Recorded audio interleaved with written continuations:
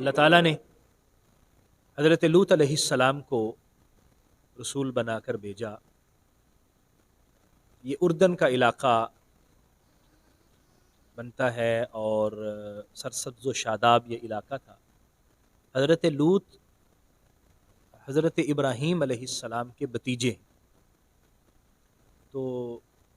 حضرت ابراہیم علیہ السلام کی ذمہ داری فلسطین اور شام کا یہ علاقہ تھا، اور ان کی اس اردن کی طرف جو ہے وہ ڈیوٹی لگی کہ وہاں جائیں اور ان لوگوں کو نصیحت کریں اور انہیں اللہ کے حکم کی طرف اور اللہ تبارک و تعالیٰ کی بندگی کی طرف سیدھا راستہ دکھائیں اور ان کی رہنمائی کریں۔ حضرت لوط علیہ السلام اپنی قوم میں آئے اور ان کو آ کے ان کی غلطیوں پر متنبہ کیا۔ یہاں ان کا ذکر ہے کہ ان کے اندر جو غلطی تھی اور جو بہت بڑا گناہ تھا وہ یہ تھا کہ وہ اپنی خواہشات کو مردوں سے پورا کرنے کی کوشش کرتے۔ حضرت لوط علیہ السلام، اور بھی آگے ذکر آئے گا قرآن مجید میں، حضرت لوط علیہ السلام نے ان کو فرمایا کہ اللہ تعالیٰ نے تمہارے لیے عورتیں پیدا کی ہیں، ان کے ساتھ نکاح کرو اور جو درست رستہ ہے اور جائز رستہ ہے اس سے اپنی خواہشات نفسانی پوری کرو۔ یہ طریقہ کار درست نہیں ہے، لیکن وہ حضرت لوط علیہ السلام اور جو ان کے پیروکار تھے ان کا مذاق اڑاتے اور ان کو کہتے کہ تم بڑے پرہیزگار بنتے ہو، بڑے متقی بنتے ہو، جاؤ کام کرو، ہمیں اپنا کام کرنے دو۔ اللہ تعالیٰ نے حضرت لوط علیہ السلام کو رسول بنا کر بھیجا۔ یہ اردن کا علاقہ بنتا ہے اور سرسبز و شاداب یہ علاقہ تھا۔ حضرت لوط حضرت ابراہیم علیہ السلام کے بھتیجے ہیں۔ تو حضرت ابراہیم علیہ السلام کی ذمہ داری فلسطین اور شام کا یہ علاقہ تھا، اور ان کی اس اردن کی طرف جو ہے وہ ڈیوٹی لگی کہ وہاں جائیں اور ان لوگوں کو نصیحت کریں اور انہیں اللہ کے حکم کی طرف اور اللہ تبارک و تعالیٰ کی بندگی کی طرف سیدھا راستہ دکھائیں اور ان کی رہنمائی کریں۔ حضرت لوط علیہ السلام اپنی قوم میں آئے اور ان کو آ کے ان کی غلطیوں پر متنبہ کیا۔ یہاں ان کا ذکر ہے کہ ان کے اندر جو غلطی تھی اور جو بہت بڑا گناہ تھا وہ یہ تھا کہ وہ اپنی خواہشات کو مردوں سے پورا کرنے کی کوشش کرتے۔ حضرت لوط علیہ السلام، اور بھی آگے ذکر آئے گا قرآن مجید میں، حضرت لوط علیہ السلام نے ان کو فرمایا کہ اللہ تعالیٰ نے تمہارے لیے عورتیں پیدا کی ہیں، ان کے ساتھ نکاح کرو اور جو درست رستہ ہے اور جائز رستہ ہے اس سے اپنی خواہشات نفسانی پوری کرو۔ یہ طریقہ کار درست نہیں ہے، لیکن وہ حضرت لوط علیہ السلام اور جو ان کے پیروکار تھے ان کا مذاق اڑاتے اور ان کو کہتے کہ تم بڑے پرہیزگار بنتے ہو، بڑے متقی بنتے ہو، جاؤ کام کرو، ہمیں اپنا کام کرنے دو۔ حضرت لوط علیہ السلام کی بیٹیاں تھیں، وہ اپنے باپ کی صحیح معنوں میں پیروکار اور پرہیزگار تھیں، اور جو باقی آپ کے ماننے والے تھے، لیکن آپ کی جو گھر والی تھی، جو بیوی تھی، وہ آپ کی نافرمان تھی، ایمان بھی نہیں لے کے آئی۔ اور پھر آپ کے پاس مہمان آتے تو وہ پیغام بھجوا دیتی کہ لوط علیہ السلام کے پاس مہمان آئے ہیں، تو جو قوم کے مرد تھے ان کو پیغام بھجواتی کہ آپ لوگ جو ہے نا وہ ان مہمانوں سے اپنی خواہش کو پورا کریں۔ اس طرح کے گناہوں کا ارتکاب کرنے والی اللہ تبارک و تعالیٰ نے ایک مرتبہ فرشتوں کو بھیجا، اور وہ فرشتے حسین لڑکوں کی شکل میں آئے اور حضرت لوط علیہ السلام کے پاس پہنچے تو انہوں نے پیغام پہنچا دیا۔ تو آپ نے فرمایا کہ یہ اللہ کے بھیجے ہوئے لوگ ہیں، اللہ کے فرشتے ہیں، اور اللہ کا عذاب اب آنے والا ہے۔ قرآن مجید میں ایک اور جگہ پر، بلکہ 2-3 جگہ پر یہ ذکر ہے کہ جب وہ فرشتے آئے تھے قوم لوط کو عذاب دینے کے لیے، تو دوسری طرف وہ حضرت ابراہیم علیہ السلام کے پاس آئے۔ پہلے حضرت ابراہیم کے پاس آئے تو حضرت ابراہیم کو انہوں نے اولاد کی خوشخبری عطا فرمائی، کیونکہ حضرت ابراہیم کی عمر بہت طویل ہو چکی تھی اور ابھی تک اولاد نہیں تھی، تو ان کو اولاد کی خوشخبری دی، اور پھر جب انہوں نے کھانا پیش کیا تو کھانا کھانے سے انہوں نے انکار کر دیا۔ تو پھر آپ نے پوچھا کہ تم کون لوگ ہو؟ تو انہوں نے کہا کہ ہم اصل میں فرشتے ہیں، انسانی شکل میں آئے، آپ کو خوشخبری بھی دے دی ہے، اور اب ہمیں حکم ہے کہ قوم لوط کی طرف جانا ہے اور ان پر اللہ کا عذاب نازل کرنا ہے۔ تو وہ پھر ادھر گئے اور انہوں نے اللہ کا عذاب ان پر نازل کیا، اور اللہ تبارک و تعالیٰ نے یہاں پر اس کا ذکر فرمایا۔ عاقبت مجرم لوگوں کا انجام کار کیا ہوا؟ انجام یہ ہوا کہ وہ عبرت کا نشانہ بن گئے، انجام یہ ہوا کہ اللہ تعالیٰ کی طرف سے بارش ہوئی، پتھروں کی بارش کے ساتھ ان کو ہلاک کر دیا گیا۔ تو حضرت لوط علیہ السلام کی یہ جو قوم کا ذکر ہوا، اس میں یہاں پر ایک ان کی خطا کا ذکر ہے کہ وہ اس فعل کا ارتکاب کرتے تھے۔ ہمارے بزرگوں نے لکھا، نبی رحمت صلی اللہ علیہ وآلہ وسلم کی حدیث مبارکہ بھی ہے، اس سے یہ پتہ چلتا ہے کہ اپنی خواہش کو کسی مرد کے ساتھ پورا کرنا یہ حرام ہے، اور اس کو اللہ تعالیٰ نے عذاب کا ذریعہ قرار دیا ہے۔ اور حضور صلی اللہ علیہ وآلہ وسلم نے اس پر سختی سے سزا کا بھی ذکر فرمایا، اور حضور علیہ الصلاۃ والسلام نے لعنت کا ذکر فرمایا کہ جو ایسا کرنے والا کروانے والا ان دونوں پر لعنت ہے۔ اس سے ہمیں پتہ چلتا ہے کہ وہ قومیں جو کسی ایک گناہ کا ارتکاب کرتی تھیں، اللہ تعالیٰ ان پر عذاب نازل کرتا تھا۔ تو اگر آج یہ امت مختلف گناہوں کے مرتکب ہونے کے باوجود عذاب سے بچی ہے، تو اللہ کی طرف سے یہ ڈھیل ہے، اللہ کی طرف سے مہلت ہے، توبہ کا موقع ہے، اور یہ نبی کریم صلی اللہ علیہ وسلم کے امتی ہونے کی وجہ سے ہمیں اللہ تعالیٰ کی طرف سے یہ موقع ملا ہے۔ ہمیں ان گناہوں سے اجتناب کرنا چاہیے۔ پچھلے جتنے گناہ انبیاء کرام کے حوالے سے ذکر کیے گئے، ان کی قوموں کے اندر وہ گناہ تھے، انبیاء کرام ان کو منع کرتے رہے، اور ان کو اللہ کے حکم کی طرف اور اطاعت کی طرف مائل کرتے رہے۔ حضور صلی اللہ تعالیٰ علیہ وآلہ وسلم نے ہمیں یہ سبق دیا اور ہمیں یہ پڑھایا کہ ہم ان لوگوں کی طرح نہ بنیں کہ وہ عذاب کے حقدار بنیں، اور کہیں ایسا نہ ہو کہ اللہ ہم پر بھی عذاب نازل کرے۔ اعوذ باللہ من الشیطان الرجیم، بسم اللہ الرحمن الرحیم، وَلَقَدْ يَسَّرْنَا الْقُرْآنَ لِلذِّكْرِ فَهَلْ مِن مُدَّكِرٍ۔ بسم اللہ الرحمن الرحیم۔ سورہ اعراف کی 80 نمبر آیہ مبارکہ ہے، اور 10واں رکوع ہے۔ اعوذ باللہ من الشیطان الرجیم، بسم اللہ الرحمن الرحیم۔ وَلُوطًا اذ قال لقومه اتأتون الفاحشة ما سبقكم بها من احد من العالمین۔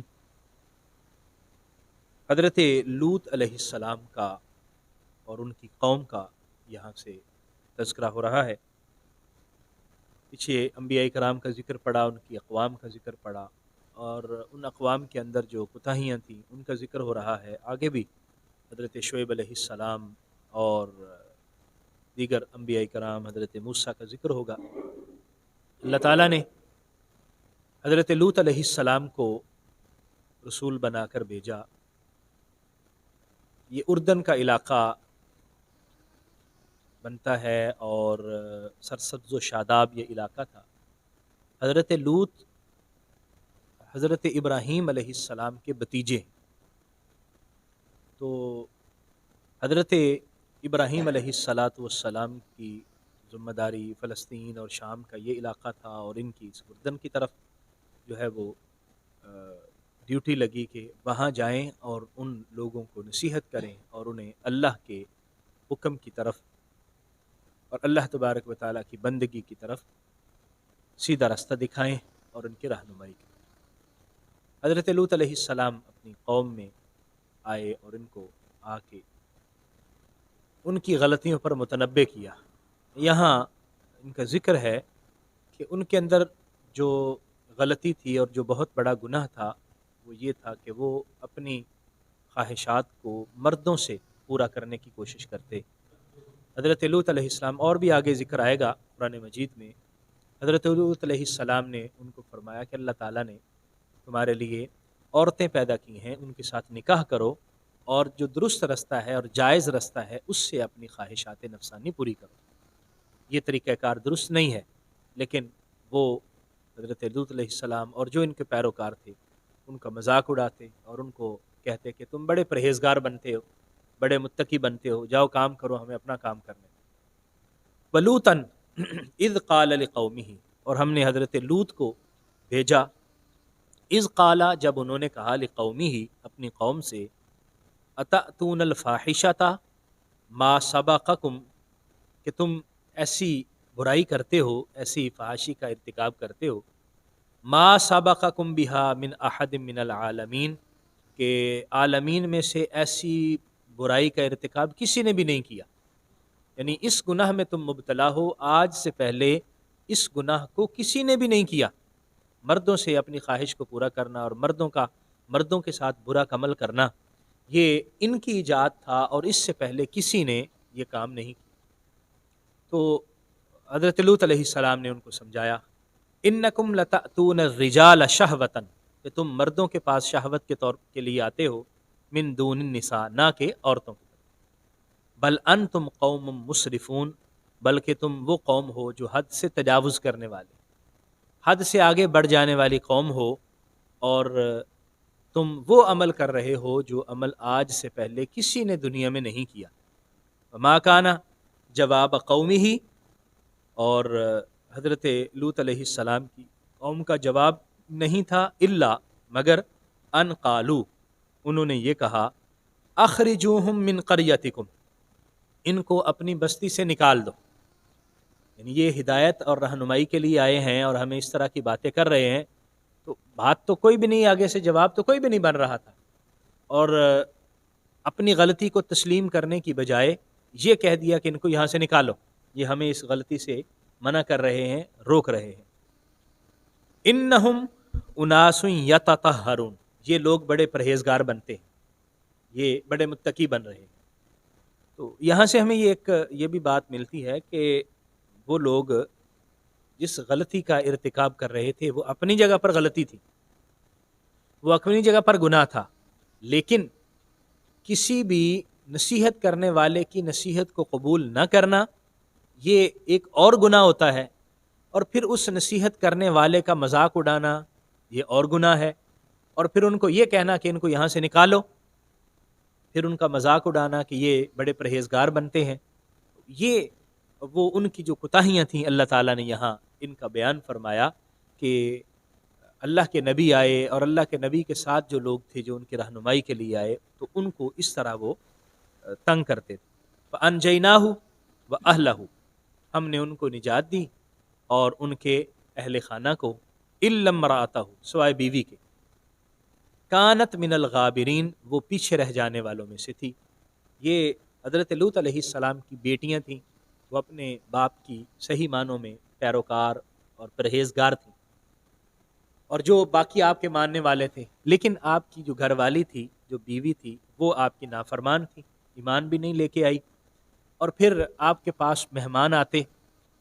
تو وہ پیغام بھجوا دیتی کہ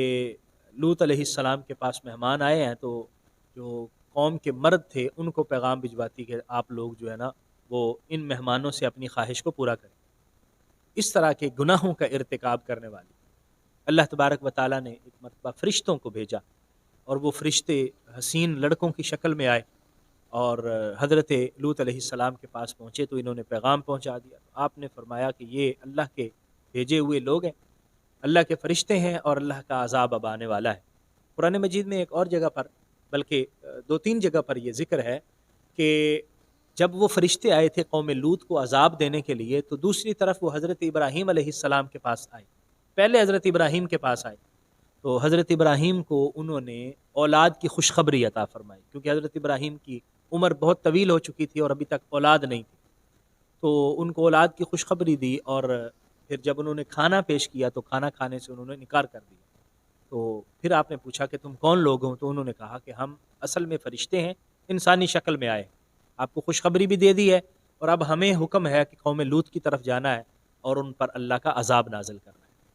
تو وہ پھر ادھر گئے اور انہوں نے اللہ کا عذاب ان پر نازل کیا، اور اللہ تبارک و تعالیٰ نے یہاں پر اس کا ذکر فرمایا، وَأَمْطَرْنَا عَلَيْهِمْ مَطَرًا، ہم نے ان پر بارش نازل کی، پتھروں کی بارش ان پر ہوئی اور ان کو ملا میٹ کر دیا گیا اور ان کو تباہ کر دیا۔ فَانظُرْ كَيْفَ كَانَ عَاقِبَةُ الْمُجْرِمِينَ، آپ دیکھیے کہ مجرم لوگوں کی عاقبت، مجرم لوگوں کا انجام کار کیا ہوا؟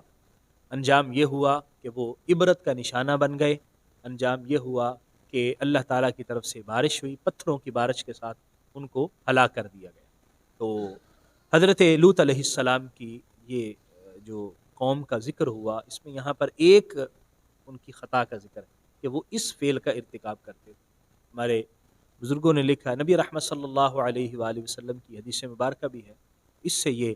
پتہ چلتا ہے کہ اپنی خواہش کو کسی مرد کے ساتھ پورا کرنا یہ حرام ہے، اور اس کو اللہ تعالیٰ نے عذاب کا ذریعہ قرار دیا ہے۔ اور حضور صلی اللہ علیہ وآلہ وسلم نے اس پر سختی سے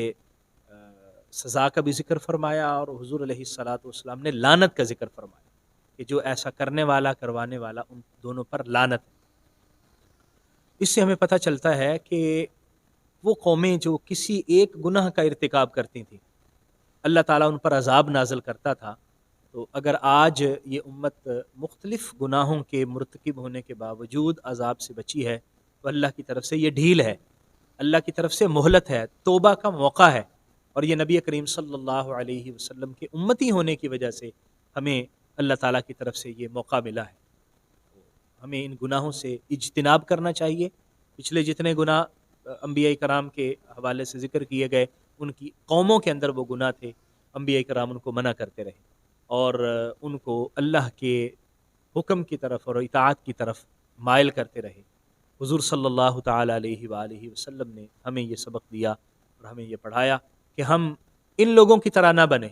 کہ وہ عذاب کے حقدار بنیں، اور کہیں ایسا نہ ہو کہ اللہ ہم پر بھی عذاب نازل کرے۔ ہر طرح کے گناہ سے اور ہر طرح کی نافرمانی سے اللہ کریم ہم سب کو محفوظ فرمائے۔ آمین وآخر دعوایا ان الحمد للہ رب العالمین۔